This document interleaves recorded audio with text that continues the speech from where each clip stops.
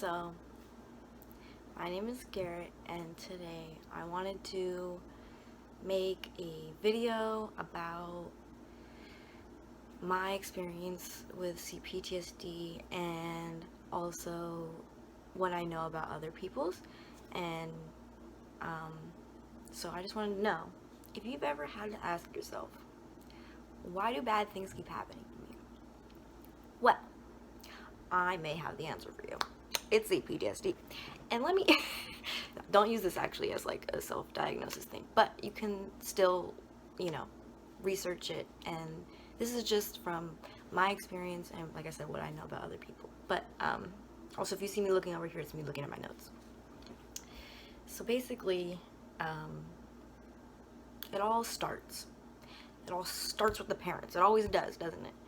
Um, if you grew up with any type, as early as infancy, unhealthy attachment of any kind with your care provider, this can look like, them not paying a lot of attention to you, being kind of neglectful, not showing affection as much as you want or deserve, if they put unhealthy expectations on you, or just, plain old abuse, that sets the groundwork for what you're going to expect in your entire life. So then we go to grooming. And grooming is basically when a person prepares you to withstand and essentially normalize abuse happening to you. Now, I remember a huge thing was with the, those chat app boom, like where it just like there was Uvu, there was Kick, there was Meow Chat, there was Omega was blowing up, all of those things. I personally was very groomed on there, and that was due to having unsupervised internet access, and also the internet and those things being pretty kind of new. I wouldn't say they're brand new, because we had Yahoo Messenger and stuff like that. But if you think about it in the scheme of, like, humanity, it's pretty new. So I don't think people really knew how to regulate that type of thing, and parents were like, oh. So that left a lot of room for people to be groomed, especially if parents weren't keeping track of that. And then there's also people around you. People around you could be grooming you. And if your family, if your care provider is also a victim of this grooming, they're going to normalize this. They're going to look the other way. They're going to enable it. So, for example, my grandfather was really creepy, and I know that my family didn't really think much of it because they were used to men being creepy like that. So, it obviously set off red flags for me, but I didn't think it was anything to be afraid of, especially because my parents, the people who are keeping me safe, my grandparents, they don't think it's dangerous. They think it's safe enough for me to live there. So then we have abuse, we have assault, we have whatever incident that really changed your life forever. And if you've already been groomed to expect these type of things, if the people around you are like, yeah, like that's just another Tuesday, like, like it's not even really gonna register to you that it's abuse. So therefore, making it even more difficult to what's the word? Whatever. To address the issue, essentially. It's just gonna be a thing you just do now, and for me, I was talking to people on Kick, I was talking to people on Omegle, and I argued with my mom about it, and so she sent me to live with my grandfather, who was a pimp, and this was not seen as like dangerous. This was just seen as just like something kooky that he did. And then obviously the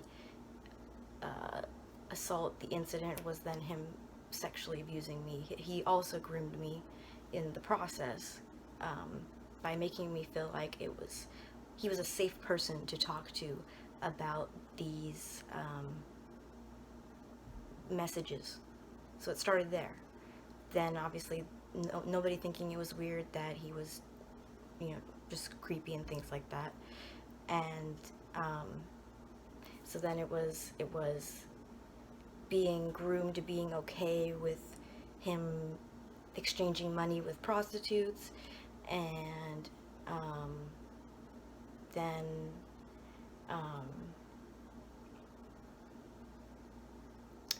then making me feel like this is a viable career path for me, even as young as 12, 13 years old. So then we have community failure. So that can be your school, your police department, social services, and your extended family and friends, and any, friends you might have managed to make in the midst of this. And if they are all, again, once I said, grooming you, or just completely numb to these type of things, then there's not going to be any intervention. That's the word. There's not going to be any interventions, essentially. So it's just going to keep going on. And as we know, the police is useless, and the police were useless in my case. They,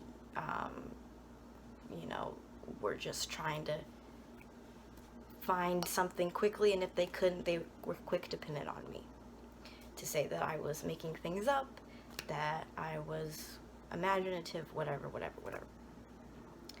And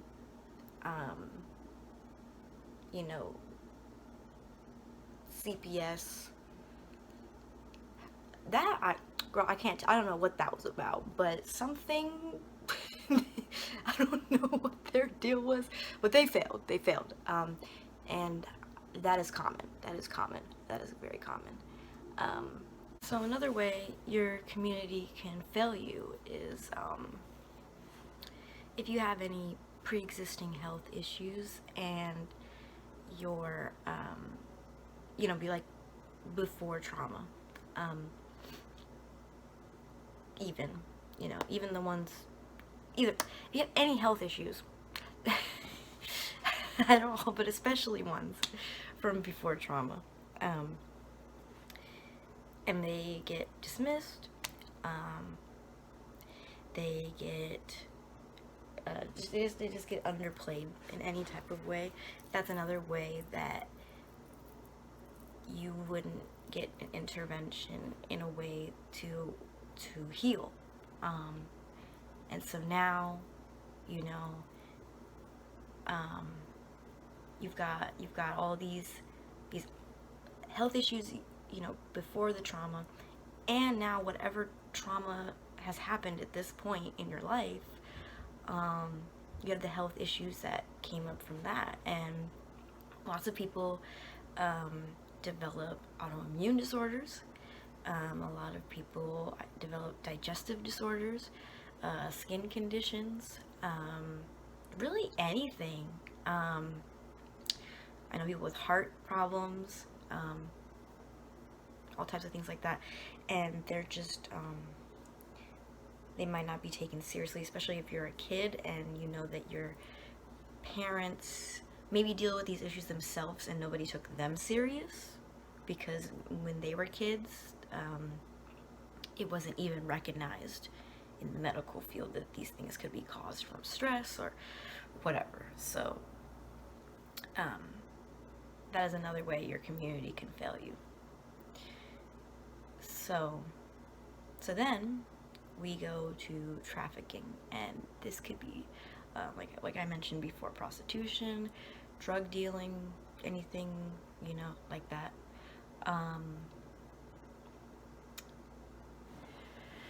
You know, basically we live in a capitalist society, right? And you know, the mental or physical health issues you've developed thus far may inhibit your ability to hold a job. And if you've already been groomed to think that this is normal, or you've been groomed to just do it, you know, there's some kids that had to do drug deals for their parents, and so they become drug dealers and things like that, just because that's what they know how to do. You know, and especially if you think about it like this, like if you grew up with your father being a carpenter, and he taught you all the ways of carpenting, carpenting, whatever. They taught you all that, and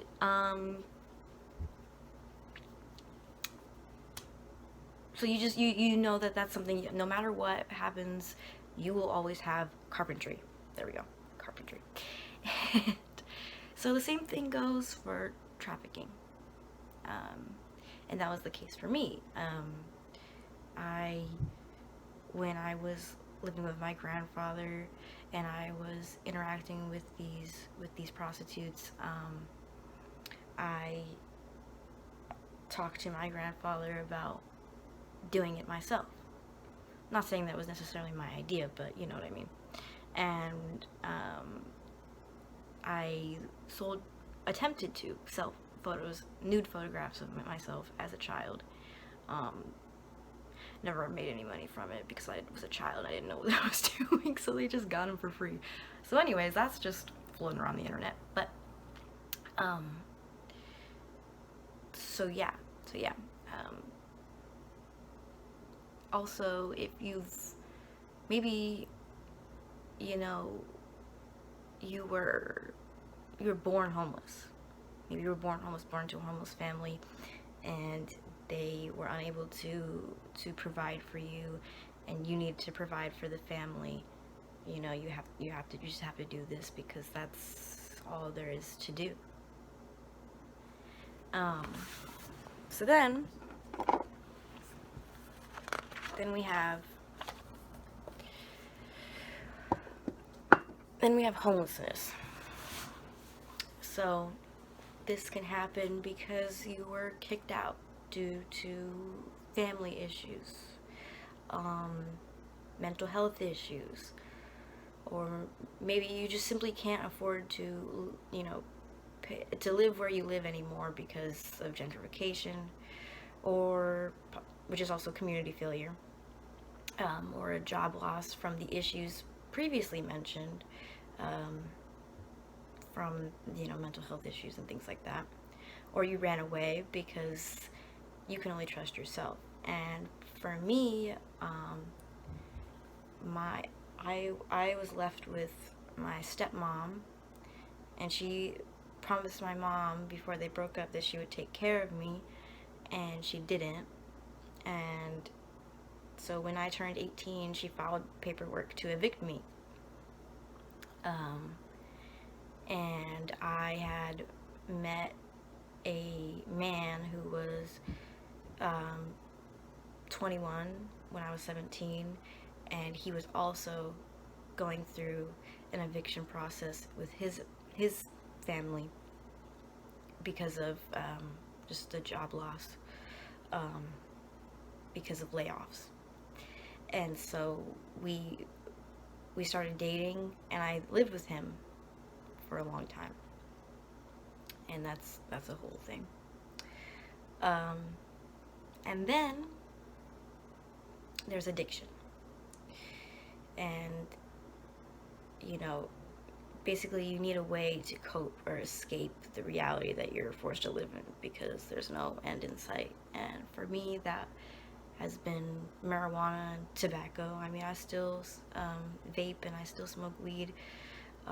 It's definitely not to the extent it used to be, which is a great thing. But yeah, I had to smoke every 3 hours or sooner, and it would be 2 blunts 3 blunts sometimes. It was a lot. It was way too much. Just because I couldn't cope with all of the trauma I had endured, the pain I was in, being homeless, and not being able to get a job, and abuse in that household. So those are all the basic pieces. There's also jail. Jail can play a big part, and that also messes up your record for you to get a job and to get recovery and interventions and things like that. So yeah, basically, this is not a completely comprehensive list. It's just from my experience and from the people that I know, and it's not necessarily in order. It's basically in order of what happened to me. Like I said, I didn't have the familial support at home, didn't get the attention that I needed, didn't get the care that I needed from doctors, was abused by family, then was homeless,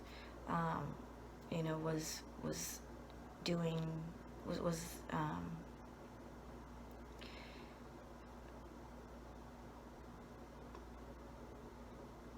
yeah, and yeah, then addiction, blah, blah, blah. You get what I'm saying. Basically, all of those pieces create CPTSD, can create CPTSD, and CPTSD is, PTSD, but it compounds it, because with regular PTSD, it's possible for intervention and to never feel those symptoms again. But with CPTSD, if you have a lifelong set of events like this,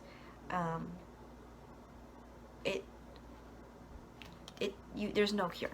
There's no cure. Symptoms can alleviate, yeah, but there's no cure.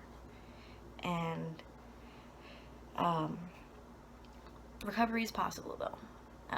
It's hard, but it requires community support. Money does not solve the issue. One person to be codependent on, like in that little relationship I had, doesn't solve it either. You need community. You need people on your side. And the only way I have ever been able to recover is through the online community I have created on Facebook and the queer community here in Columbus. And I'm very, extremely, extremely grateful for the people that I've gotten to meet and the community I've gotten to create. And not everybody gets that. There's a lot of people who die of a heart attack before that happens, who get killed by their abuser,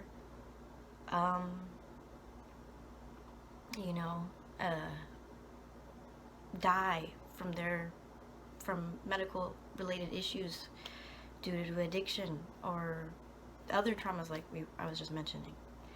All types of things like that. And they just don't ever get out. And I am not better than those people. It's chance. It's completely chance and resiliency. And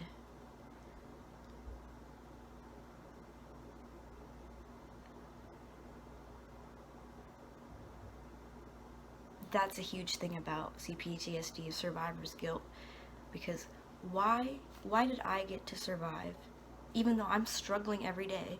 Why did I get to survive when I know there's other people out there going through the same things I went through and didn't make it. But one thing for recovery you have to consistently remind yourself is that it's not your fault. And it never was. Now I'm gonna cry because that shit is so hard for me to say even now. Because you are told that you got yourself in that position. When we broke it down, we saw how none of that was a core part of who I am or who you are. So I want you to remind yourself that it's not your fault.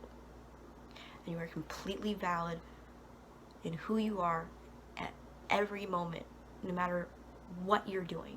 And that goes for everybody.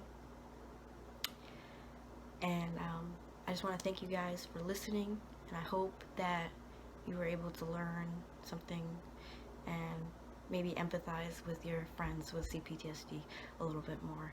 And I hope you stick around for the next videos, which will probably be a lot more lighthearted than this. I've been putting this off, but yeah. Peace.